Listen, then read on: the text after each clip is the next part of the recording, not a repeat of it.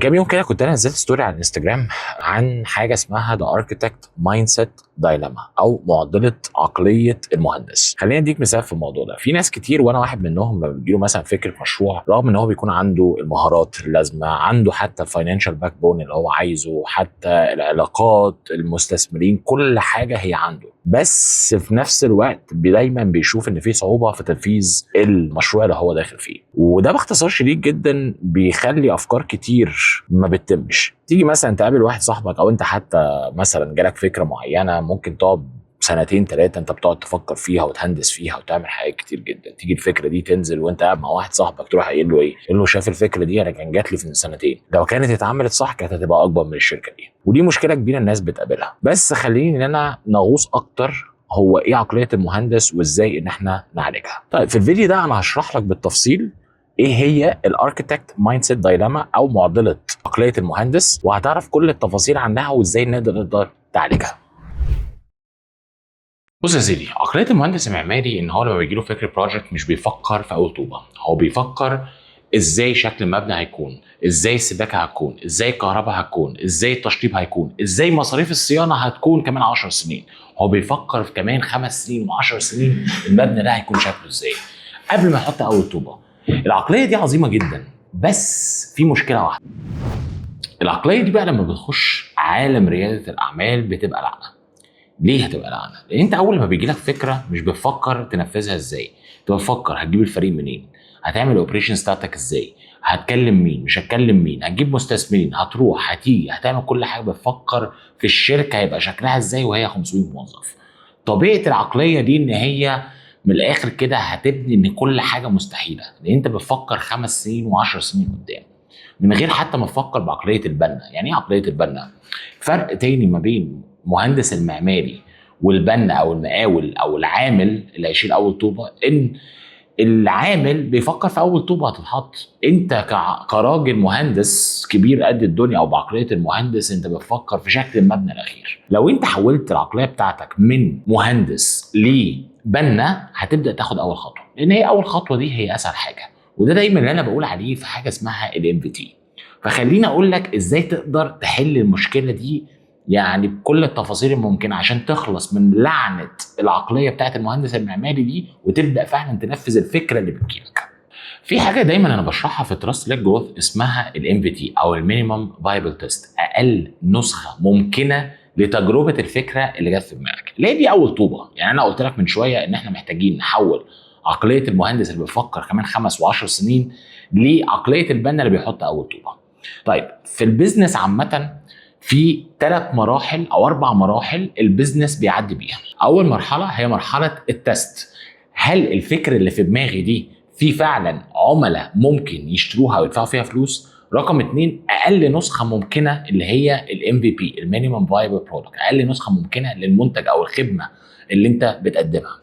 تالت حاجه هي مرحله النورمين فيز. يعني ايه النورمين فيز؟ يعني في بزنس وعدد موظفين قليل وانت ستيل الاونر او ان انت بتشغل الناس دي. رقم 4 ودي بقى هنا البزنس اللي هي ممكن كمان 5 سنين و10 سنين وفي بعض الحالات ممكن توصل ل 20 سنه. انت عندك عدد موظفين كتير مع حضرتك السي او او الفاوندر او حتى التشيرمان، وعندك كذا لاير من المنفذين والاستراتيجيين جوه الشركه دي بقى ان شاء الله ربنا يكرمك فيها كده وتوصل لشركه تقديرها بقى مليار جنيه و2 مليار جنيه والكلام ده كله. طيب خلينا امسك في اول طوبه. اول طوبه وهي المينيمم فايبل تيست. خليني اديك مثال، وده حصل عندي في الكورس بتاع التي ال جي. انا اول ما جات لي الفكره ما فكرتش انا هنفذ ده ازاي. الفكره ان انا عندي كونسبت او فلسفه اللي هي فكره التراست ليد جروث، وطبعا في فيديوهات انا بشرح فيها الموضوع ده وسايب لكم كمان اللينك في اول كومنت اللي بيشرح لك ايه هو الكورس بتاع التي ال جي. لما جات لي الفكره فكرت ان انا عايز اتكلم عن البيزنس ديفلوبمنت من برسبكتيف مختلف. ففكرت في اول خطوه انا هعمل سيشن اونلاين، فكتبت الكلام ده كله عند السوشيال ميديا، لقيت الناس مهتمه، فانا عملت اول سيشن وما كانش فيه بلان هل في ناس هتحضر ولا لا. هو اللي حضر تقريبا كان 5 بس، في 5 دول قدروا ان هم يستفيدوا من فكرتي عن البيزنس ديفلوبمنت وفي نفس الوقت بداوا ان هم يكرموا عليا، ودي كانت اول خطوه في البيزنس. فهنا بقى عندي فكره بدات ان انا اطبق فيها وحطيت اول طوبه جواها.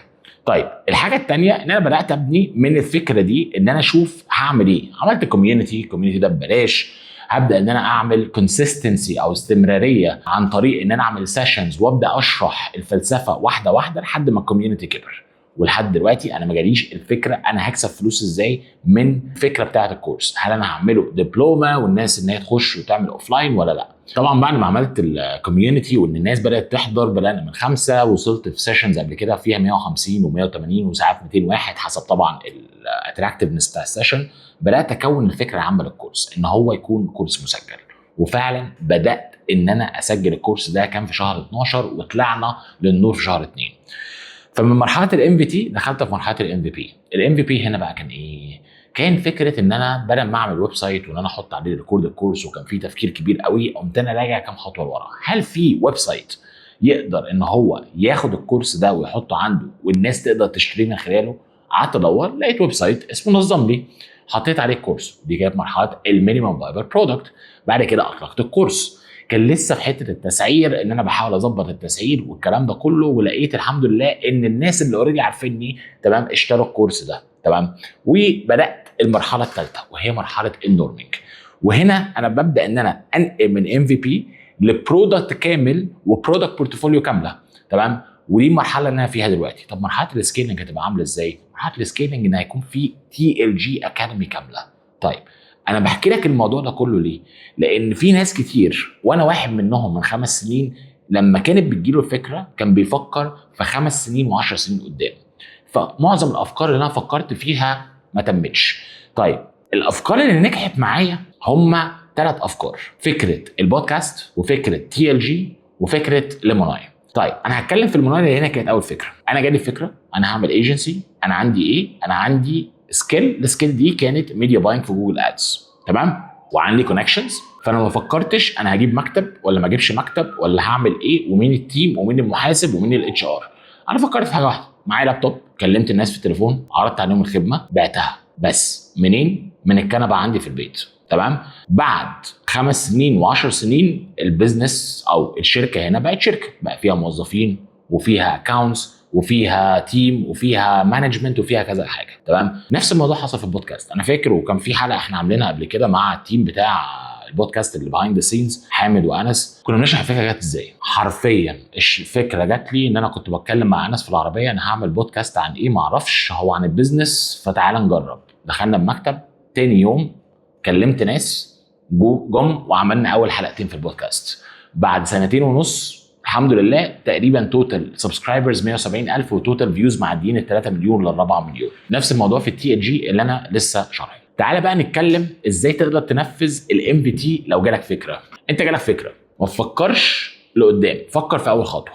الفكره دي هي فكره بيزنس. البيزنس اساسه ان انت تعمل فلوس. وخلي بالك العقليه دي مهمه قوي، احنا مش بنبني عماره سكنيه عشان خاطر نبيعها كمان 5 سنين وده معناه ان انت معاك فلوس كتير. حتى لو انت معاك فلوس فكر ان الفكره او الخدمه او المنتج اللي انت بتعمله ده كل اللي انت محتاجه هم عملاء يدفعوا فلوس في مقابل ان انت بتديليفر البرودكتس او السيرفيسز تمام. اول حاجه انت محتاج تعملها حسب طبعا الاودينس بتاعك، حسب الكلام ده كله، يا تعمل سيرفي، يا تعمل جوجل شيتس، تعمل مثلا ان انت تكتب بوست على لينكد ان، على الفيسبوك، على حاجات كتير. لازم تتست الفكره دي، لازم ان انت تروح وتشوف هل في عملاء هيقدروا ان هم يدفعوا فلوس للخدمه دي او حتى عايزين الخدمه دي ولا لا، قبل حتى ان هم يدفعوا فلوس. طيب حد هيجي يقول لي طب يا عم ممكن حد ياخد الفكره وينفذها ومش عارف ايه. هقول لك على حاجه واحده من الاخر: الافكار ليس لها اي قيمه من غير تنفيذ. صاحبك اللي انت قاعد معاه على القهوه وكل يوم بتفكر في عربيه الكبده ومش عارف ايه والكلام ده كله، اي افكار، وبنشرب فيها قهوه ونقعد لحد الساعه 2 بالليل، بتروح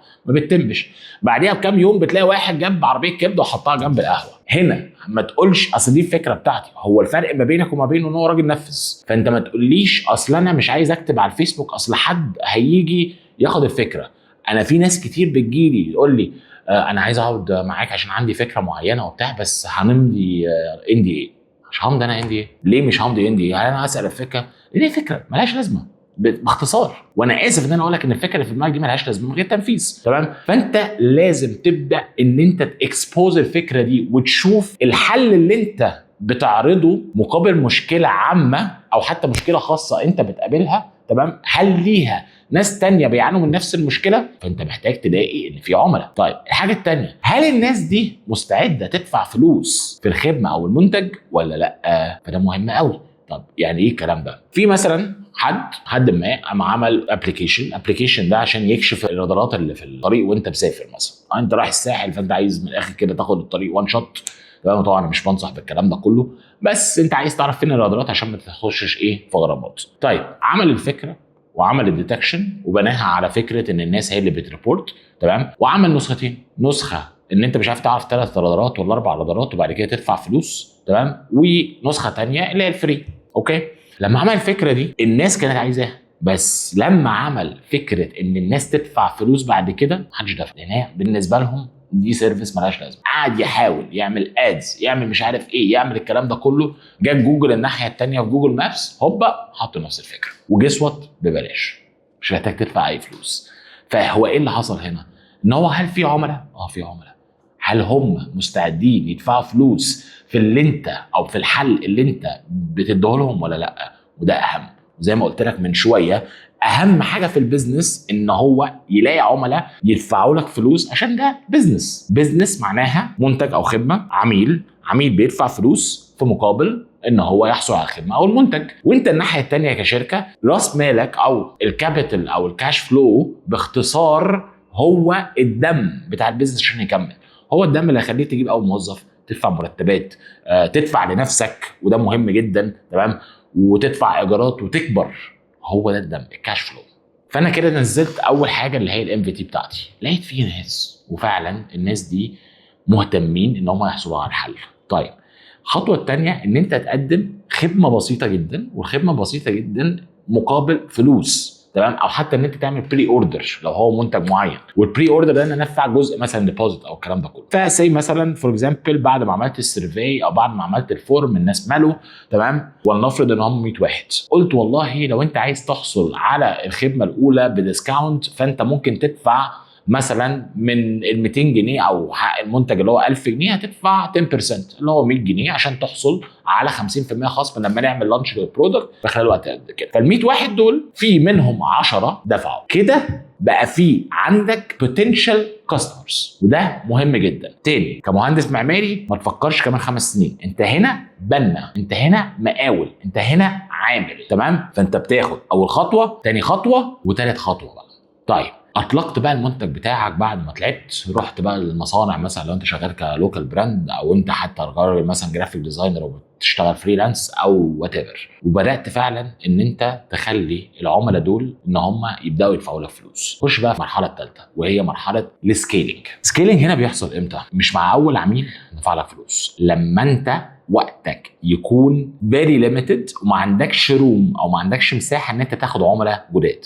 هنا بتبدا تهاير اكسكيوتورز وهيلبرز، ودول اول موظفين حضرتك بتحصل عليهم، سواء عندهم نفس المهاره بس بمستوى اقل شويه او اعلى شويه، فحسب طبعا انت عايز ايه. فساعتها بدل ما انت بتاخد 5 عملاء في الشهر، تمام، تقدر ان انت تحصل على عملاء اكتر لما يكون عندك شخص تاني عنده وقت تاني بياخد مرتب مقابل ان هو ينفذ المهمه اللي هي متوكله له منك. بدل ما انت بيخش لك 1000 جنيه بقى بيخش لك 2000 جنيه، وال 2000 جنيه دول بتدفع منهم مرتب للشخص ده ومرتب لنفسك. وهنا تاني ارجع لحته الكاش فلو اللي هو دم الشركه. خلاص مهم قوي ان انت تحافظ على الكاش فلو. ده ياخدنا للحاجه الثالثه. اول حاجه حضرتك هتبقى محتاجها في السكيلينج محاسب اتش ار.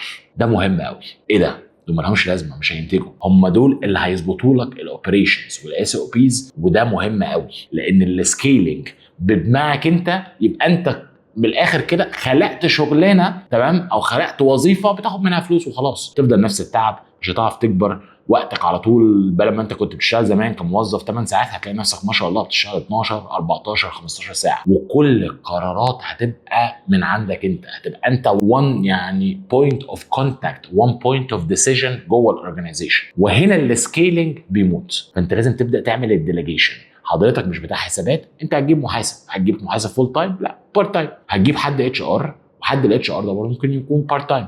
مهمه الاتش ار مش في الهايرنج بس، في الهايرنج والاورجنايزيشنال ديفلوبمنت، واهم حاجه ان هو يساعدك ان انت تبدا تكتب الاس او بيز والكي بي ايز، تمام، ويحدد بقى الكالتشر بتاعت الشركه وكل حاجه، فبحيث ان انت بتخلق مكان، والمكان ده او الحاجه دي يبقى فيه ناس ان هم داخلين جوه الكالتشر بتاعت الشركه، فانت عندك روح واحده، العميل يبقى هو شايفك. ودي حاجه لو انت رجعت للتي ال جي هتلاقي اسمها السيستم تراست، ودي مهمه جدا جدا جدا عشان تقدر تسكيل البيزنس بتاعك. اعتقد ان كل رائد اعمال محتاج يعرف ان اكبر عدو للتنفيذ مش دايما الخوف، احيانا بيكون وضوح الرؤيه، لانك شايف الطريق كله بدل ما بتمشي اول خطوه فيه. ولو انت بتسمع الحلقه دي حسيت ان ده بيوصفك، فاكتب لي في التعليقات انا اركيتكت. خلينا نشوف كم واحد اكتشف ان طول عمره كان بيحاول يبني المبنى كله قبل ما يحط اول طوبه. ولو انت بتتفرج علينا في اليوتيوب يا ريت تعمل سبسكرايب وتعمل لايك وتعمل شير للفيديو ده عشان الفايده تعم لاكبر قدر من الناس. ولو انت عندك اي اسئله عن التي ال جي يا ريت تخش على اول كومنت، هتلاقي اللينك بتاع تي ال جي وتفهم اكتر عن الكورس بتاع تراست ليد جروث. وهستناكم الفيديو الجاي.